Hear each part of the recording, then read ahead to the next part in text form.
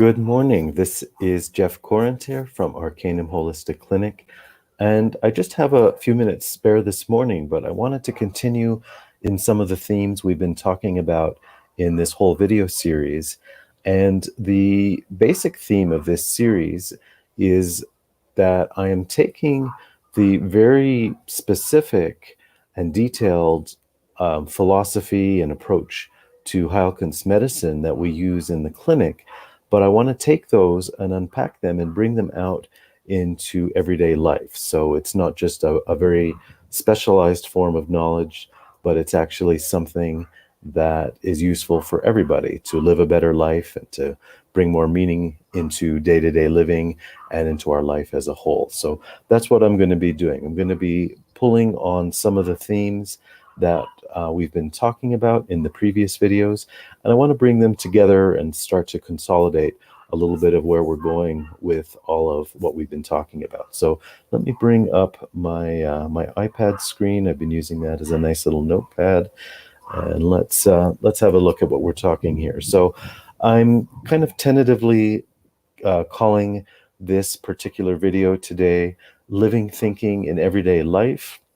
And I'll be explaining what I mean by that. But if you've seen some of the previous videos, you'll recognize the term living thinking. This video should stand on its own, but you can go back and rewatch some of those previous videos to get more detail on that. But what I'm going to say today is going to be all cohesive within itself. So let me just walk through my notes here. I just kind of help myself by organizing my thoughts. Otherwise, it's hard to stay in kind of a linear kind of way of thinking. It's all of these thoughts kind of, they all interrelate to each other in the end, and you can get a really tangled mess if you don't kind of find a narrative to put behind it. But as I said already, the theme of these videos in general is bringing the philosophy and science of Heilkunst into everyday living. So it's not just a specialty item, but let's unpack exactly the concept we're talking about here today. And basically, this is actually a really good starting point. I'm glad I reminded myself with this note. The well, really, as I'm sure you would understand, any form of science, the implicit starting point for anything in science is that we need to start without a presumption or without a bias. Without it's like, this is of course always open to criticism in any form of science if you demonstrate that a given scientific experiment or a given kind of scientific observation was done on the basis of bias or presumption, then it immediately invalidates the results, right? In other words, if you, without even realizing it, if you structure your science and you structure your experiment where you're already trying to prove something that you want to prove, whether consciously or unconsciously, you're going to design it in a way that it already proves your presumption, right? So this is kind of a given. We all kind of get this, that to do science, and not just medical science like in Heilkunst, but really this broader sense I'm saying, if you really want to get to the truth of anything, your own life, your own mind, your own thoughts, your own purpose in life, if we come at that with a biased way, we're trying to prove something that we want to be true rather than what is actually true, well, any bias or presumption is not friendly, is not going to be a very helpful part of science. In fact, it's going to be counter to the goals of science. So anyways, it's kind of, I'm stating, what is that acronym? BFO, a blinding flash of the obvious. Well, we all kind of get this, but I just, for the purpose of today, you'll see why I'm bringing this out in such an explicit way. So the first order of business of any science or any any attempt to engage with the truth is going to need to be bias-free or presumption-free. So that has to be our foundation. And if it's not, well, we're not doing science. We're doing some other thing, but it's not going to be helpful for our purpose. So as I've already said, a bias-free foundation is what we're attempting to stand on. And what kind of goes hand in hand with what I'm saying there, I've stated the case very generally, this general idea of the foundation, which is bias-free and presumption free. But the further way of saying that is what ends up happening uh, quite pervasively in our modern world of science. All kinds of not just health science, but all the different sciences. They're based on a presumptive worldview. And that, by a worldview, again, I'm using this in the sense of a worldview which is biased or which is presumptive, which I'm saying, of course, we don't want. But we need to, and as I'm saying, unfortunately, when you look to allopathic medicine, Western conventional medicine and all the drugs and the prescriptions and all the way that Western medicine works. Of course, some good can be done with that, but a lot of bad is done with that. And the reason for the bad, as I'm calling it, is that there's a presumptive worldview, and I'll give you a couple of examples in a moment with my next little note. But one of the most pervasive ones, I'm just going to mention here, we'll expand this in a moment, is a material bias. In other words, the presumptive worldview is that if we're dealing with health, if we're dealing with human beings and human bodies and human health problems, the presumption behind that is often that the entirety of how you explain the human being and what's happening in their health and what you can do with healthcare, it's presumed that you're only dealing with matter, the atoms and the molecules that make up, the cells in the body, the tissues of the body, all the processes in the body are presumed to only be material. So the whole system of allopathic medicine, all of its methods, all of its observations, all of its approach to the human being in healthcare is presumed, I keep using this word presume, but you have to use that word, is presumed to be material. So when you start with that presumption, it's like that expression in computer science, garbage in, garbage out, if you've ever heard that. What that means is kind of the same thing I'm saying here. If you start with some faulty starting point in how you program a computer, or you write a certain computer program, that very faulty basis is going to give you faulty results at the end. And if you don't realize you've done that, then you don't realize where the presumption is. You just think you've created something and it's doing its job and the program is doing what it's supposed to. But yeah, on the basis of that garbage in, garbage out, you don't get the truth that you're actually looking for. So anyways, this is just another way of saying it, but another example.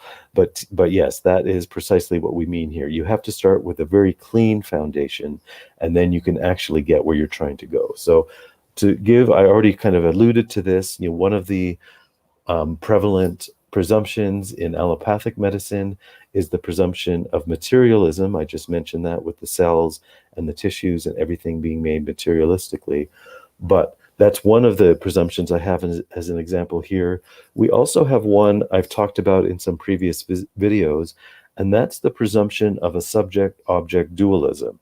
And that simply says, or the presumption of that is that the basis of our reality as human beings, in a human mind, a human consciousness, in a human body, there's kind of a background presumption that we are, there's kind of a split in the world, meaning the split is between our inner experience. Right, as I'm speaking right now, I'm having inner sensations and inner thoughts and my own inner perception that, I'm seeing certain colors and shapes and hearing the sound of my own voice. All of these are kind of being experienced by me as a whole subjective experience, a whole subjective part of the world. But the other half of that presumption is that there's a whole objective world out there, outside of me. And somehow between that outer world out there and my inner subjective world in here, and this is, philosophy always trips over this sooner or later. It's like, okay, well, how is that outer world creating an experience in the inner world? And all kinds of philosophers have gone off and tried to explain that, oh yeah, there's a bridge over here, the subject the subject receives these impressions, through the brain and through the synapses and through this and this. They develop all these theories and all these philosophies to try to explain that, but it always falls apart at some point. Like you cannot ultimately join the dots in that presumed subject object worldview. So anyways, then we can go into a whole long elaboration of that, but I'm just trying to make my point here. When you have that as a presumptive worldview, that you end up with, like I said, with the garbage in, garbage out, you end up with what you start with as your presumption ends up showing up in your results. So it kind of becomes a self-fulfilling prophecy, right? What you presume to be true ends up being true in your results, and you end up again back with our garbage in, garbage out. You end up with a false world, a false conclusion, and you are not getting to the goal of science, or even living our life in a truthful way, which is its own kind of science. You end up with your presumption kind of proving itself, in the end, which it's not supposed to do. The third presumption here, as far as a worldview, I've talked about in some previous videos, and that's the presumption of nominalism. And I think it was 2 weeks ago. I'd have to look back at my list of videos here, but I think it was about 2, if not 3 weeks ago, we were talking about nominalism, and that's also a presumptive worldview, which, kind of going along with this subject-object split, the nominalistic presumption says that language is only subjective, in the sense that while there's a real world out there, all we do with language and words is just slap labels onto the objects that we perceive in the world.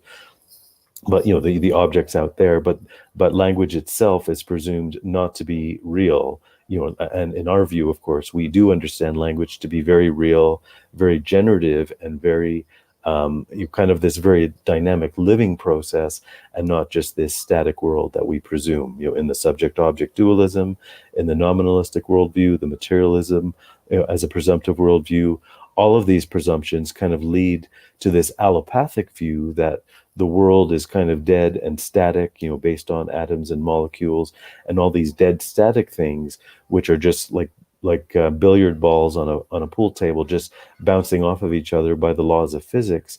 But there's no possibility of understanding living things within that. You just have this dead static world. So anyways, that's my point here on this slide, that when you live in that world of a presumptive allopathic worldview, or any worldview, any presumptive worldview, you're going to get some form of untruth, which ends up, you find your way to whatever conclusions you come to in science, or, as I say, in the science of just being alive and being living, being a living person. You end up with your presumptions showing up as your conclusions at the end. So we don't want that. But as I say, this is part of the whole first step of science, is that you have to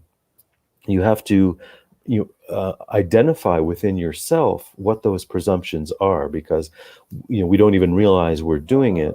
We just kind of go about whatever we're doing in life or in science, whatever we're doing. We don't even realize we've brought presumptions in. So that's the very first step of science, to self-identify those presumptions, root them out, weed them out of yourselves, and get back to an unbiased foundation, standing on a foundation that's solid, rather than on one which is presumptive. So I've already kind of said this in the last slide. When you have any number of these presumptive worldviews as the basis of your science, or even just the basis of your worldview in general, even if you're not doing formal science, you end up with this kind of allopathic worldview, which is dead, which is static, where we, again, in this subject-object presumptive split, we attempt to objectively observe the world. As a subject, we're trying to look out and see some kind of objective view of the world, but we've already broken the innate unity of the world, which is very dynamic and generative, as I've already said a moment ago. So this subject-object presumption of a split, I've already been talking about this, but one of the things it does, I've talked about this in another way in a previous video, but we're going to talk about it in our context here today, is it brings us to the presumption, or what it kind of does is breaks apart a very fundamental dynamic process of the world and of life, which, as I've said in the previous video, is that there's a very dynamic living activity to thinking. Like, in the allopathic presumptive worldview, thinking is often presumed, or is almost universally presumed, to be subjective. Back to this subject object split, the function of thinking is presumed to belong to the subject. We have objects out there, and me as a subject is presumed to use my thinking, use my language to try to make sense of the world out there. But that, as it turns out, and I go into more detail on this in that previous video I'm alluding to, but just for our purposes here today, is once you break that subject, or you introduce that presumption of that subject object split, you really break this unified function of thinking, which before we have that presumption of the subject and the objects being split into two different things, we have this more underlying unified function of thinking, which as I just used the word unified, it is not split. It is this dynamic process in which the subject and the object, the so-called subject and the object, even to use those words is already presuming them, but we're trying to unpresume them. There's already a dynamic living generative function between that so-called subject and that so-called object, where the thought, a certain state of consciousness, a certain state of mind, a certain idea kind of precedes that so-called subject-object split. So again, the presumption of that subject-object split is already breaking a dynamic unity that is life, that is consciousness, that is reality. So again, I go into that more in a previous video, but to bring it into here today, this is just as one of the examples of a presumption which already kind of falsifies the attempt at living in truth, whether in science or in our life, that we've already broken by that presumption. So as I've also talked about in a previous video, one of the big ways to bypass this error is to develop this process of living thinking that, as I say, I've outlined elsewhere, but just to recap very briefly here, it is, again, once you understand that thinking as a very dynamic living function, and language as well that goes with that, you can, just in the way you make observations, the way you participate your life, the way you experience yourself and the people around you, and the events that are happening to you or happening around you, when you get into that living thinking, and you're not in any of those presumptions, the subject-object split, the materialist presumption, the nominalist presumption, the empirical presumption, when you're not in any of those presumptions anymore, you can really bring out that living thinking, where now the thoughts you have, the language you use to describe things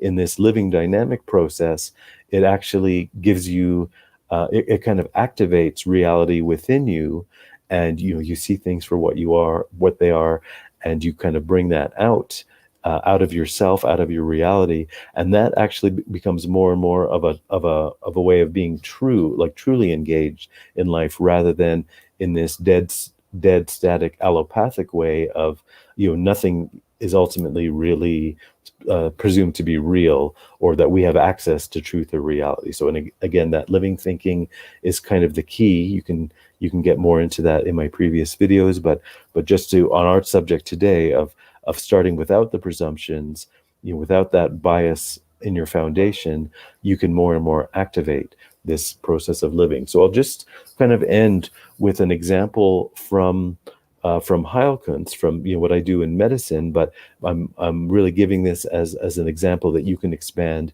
into everyday living. You don't just have to leave that constrained into the into the four walls of the Heilkunst consultation room, but it's going to apply in the everyday sense of bringing this living thinking out. So my example actually came from yesterday. And I'm going to, of course, not talk about any personal details of the client or anything like that. That's always confidential. But just things that I can talk about for the example. It was a case of a child who, in our Heilkunst language, from discussing this with the mother, discussing the symptoms and what the behavior of this child was, I could see that this child needed the homeopathic remedy belladonna. And if you know homeopathy, you don't need to, but I'll just explain it for the example. That belladonna state is one with really bright red cheeks, usually, on the face, really bright red, high fever. But the behavior of the child is most interesting. It's like they're kind of trapped in a dream state. Some people, you may have experienced this if you've ever had trouble waking up, in the sense like you're in such a vivid, almost disturbing dream state that you're almost having trouble waking up out of that. Well, some people, children especially, can get into that state where they're almost like sleepwalking. They're sleepwalking through life. They're in this disturbed state, and subjectively, back to our subject object kind of false language there, but the experience of that child, it's almost like they're like walking, as I say, walking in a dream, walking through life in a nightmare, and they've kind of lost that ability to get out of sleep, get out of dream, and get back into their waking state. So, anyways, this was the child I was talking to this parent about yesterday. We had the bright red cheeks. We had this child really stuck in this dream/nightmare state, and they, within that, like, part of what they were expressing was a very classic symptom to that whole belladonna state, is that they felt like that, anywhere they turned in life, their siblings, just their life situation in general, they were just expressing and behaving and having this feeling of being under attack. Like, it's a very intense state, but between all the behaviors the mother was describing, and some of what the child was saying, and how that was coming across, and just, of course, as I mentioned at the beginning, the physicality of the bright red cheeks, that high heat, the high belladonna fever, all of that put together. I wasn't just seeing this as kind of an allopathic medical example of taking examples as expressing something physical going on in the child, but what I was able to see through my Heilkunst approach of living thinking, without the presumptions and the bias and assumption that the world is just all material, human beings are just all material. If you get that out of the way, you can see this living dynamic process where this child is expressing this very living dynamic process of a belladonna consciousness. Consciousness is much more fundamental than the presumption of material, as you were kind of saying with all our presumptions. But anyways, by seeing this through living thinking, seeing this as a phenomenon of consciousness, as part of this, at the age of the child was, they're in their, around age 3, 4, very young age. And we know from developmental processes at that age of consciousness, very particular things are in the process of developing for that child, as far as them coming into being grounded in life, grounded in reality, the reality of their family, the reality of the world as a whole, but the reality of who they are as a distinct individual, that's in the process of forming at that point. So once you understand the basics of childhood development as a process of consciousness, and why these childhood fevers characteristically come at this point, as a process of living thinking, as I'm saying, without all the presumptions and the biases, I can see this, all the movement of all of this, coming through this child, and that's what could lead me quite definitively to seeing this belladonna state, which we understand as a state of consciousness, as a state of development, as I'm saying. And it led me to that true diagnosis through living thinking. We were able now to give this child belladonna as their homeopathic remedy. But again, I'm not trying to give a total medical lecture here, but really to make my bigger point that anyone in their life in general, the more that you can activate this process of living thinking and understanding these dynamic processes in yourself and life in general and people around you, through that living thinking without presumption, without bias, that's what leads you to this kind of diagnosis, as it were, of your own life. You can start to see where you're at in life, why and how you're reacting to things, what you need to do, what's true for you. All of these things are not going to come out of a material presumption, which is the presumption we use when we're trying to win a game of billiards and you want to hit the ball and go off at a 37-degree angle and hit that other ball into the pocket. That's all fine for a material worldview, but it doesn't apply to things that are alive, things that are in a living process. So excuse me, I'll just leave it at that. I wanted to just end with this example to kind of tie these ideas together a little bit more. But if you, between what we've said today and going back to some of my previous videos, we can more and more now start to tie all these ideas I've been weaving together, one idea at a time, one video at a time. But as you can see, where we're going today and where we're going to continue to go in future videos, we're going to be able to start weaving all of this together, and more on your individual basis be able to activate this process of living thinking. So that's, as I say, I'll leave it at this example today. And just to reiterate, the main point that we came through today, one of the greatest barriers you have is coming into any process in your life, scientific or not, just living your life. When you come into it with presumptions and biases that are invisible to you and you don't realize you're doing that, that's the greatest barrier to being able to fully activate that living thinking. So thank you for joining with me today. And as I say, we'll continue the story as we go through these ideas every week. But I hope, as I say, this starts to cement what we've been talking about a little bit further with you. And I will see you the next time. Bye for now.